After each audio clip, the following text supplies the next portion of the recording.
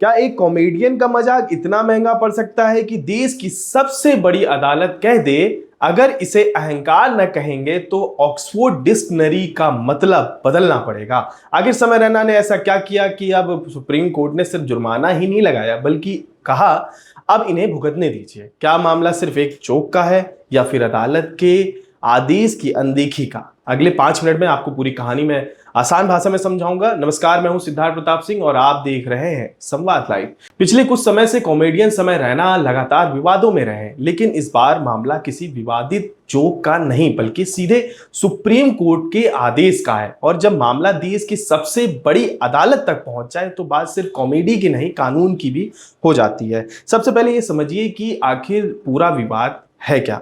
यह मामला Indian got latent show से जुड़ा है, लेकिन यह उस पुराने अश्लीलता वाले विवाद से अलग है। इस बार आरोप था कि शो के दौरान दिव्यांग लोगों और स्पाइनल मैस्कुलर एस्ट्रोफी यानी SMA जैसी गंभीर बीमारी से जूझ रहे लोगों को लेकर ऐसी टिप्पणियां की गई जिन्हें पीड़ित परिवारों ने अपमानजनक और संवेदनशील बताया। इसके बाद cure SMA foundation of India ने सुप्रीम कोर्ट का दरवाजा खटखटाया। सुनवाई के दौरान सुप्रीम कोर्ट ने सिर्फ नाराजगी नहीं जताई बल्कि समय रैना और दूसरे कॉमेडियंस को एक मौका भी दिया।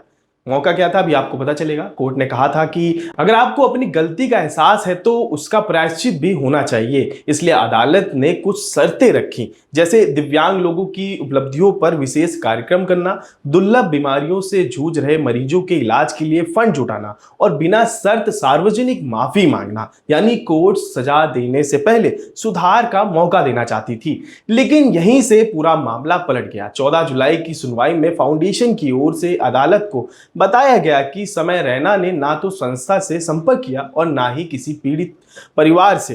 यहीं पर सुप्रीम कोर्ट का धैर्य जवाब दे गया। चीफ जस्टिस ने बेहद सख्त टिप्पणी करते हुए कहा, हमें यह मानने की कोई वजह नहीं दिखती कि समय रैना ने अदालत को मूर्ख नहीं बनाया। यानी अदालत का साफ मानना था कि कोर्ट के सामने जो वादे किए गए थे उनका पालन नहीं हुआ। सिर्फ इतना ही नहीं, जब समय रैना की तरफ से कहा गया कि अनुपालन का हलफनामा दाखिल कर दिया गया है तो रिकॉर्ड में ऐसा क्यों दस्तावेज मिला ही नहीं। इस पर कोर्ट ने कहा अगर ऐसा हो तो अदालत को गुमराह करने की कोशिश हो रही है। इसके बाद कोर्ट ने और भी तीखी टिप्पणी की। चीफ जस्टिस ने कहा अगर यह अहंकार नहीं है तो हमें ऑक्सफोर्ड डिक्शनरी भी बदलनी पड़ेगी, और फिर कहा अब इन्हें भुगतने दीजिए। इसके बाद अदालत ने समय रैना समेत अन्य कॉमेडियंस पर 3 लाख रुपए का जुर्माना लगाया। साथ ही आदेश दिया कि तय समय के भीतर पैसा जमा करें और अदालत को लिखित में बताएं कि आदेश का पालन किया गया है, वरना आगे कानूनी कार्रवाई भी हो सकती है। लेकिन इस सुनवाई की सबसे बड़ी बात सिर्फ जुर्माना नहीं थी। सुप्रीम कोर्ट ने केंद्र सरकार से भी कहा कि दिव्यांग लोगों की गरिमा की रक्षा के लिए और मजबूत कानून बनाने पर विचार किया जाए। यानी अदालत का संदेश साफ था, हंसी मजाक की भी एक सीमा होती है। अगर किसी मजाक से किसी समुदाय, किसी बीमारी से जूझ रहे व्यक्ति या किसी कमजोर वर्ग की गरिमा को ठेस पहुंचती है तो सिर्फ उसे कॉमेडी कहकर नजरअंदाज नहीं किया जा सकता। अब यहाँ एक बड़ा सवाल भी खड़ा होता है, क्या कॉमेडियंस को अभिव्यक्ति की आजादी है? बिल्कुल है।